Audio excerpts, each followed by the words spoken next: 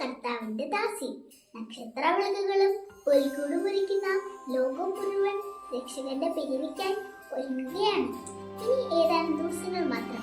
അലങ്കാരങ്ങളുടെയും ആശംസകളുടെയും മധ്യേ രക്ഷക ദൈവത്തെ അവതരിപ്പിക്കാതെ എന്റെ മനസ്സിൽ എന്റെ ചുറ്റുപാടുകളിൽ അവിടത്തേക്ക് വന്നു നിൽക്കാൻ ഇടമൊരുക്കാം.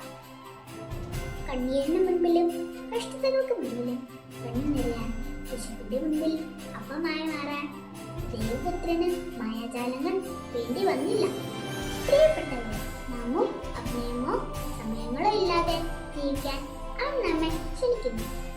ആരിലേക്കും വലിഞ്ഞിരുന്ന ഉണ്ണി യേശുവിന്റെ ആർദ്രത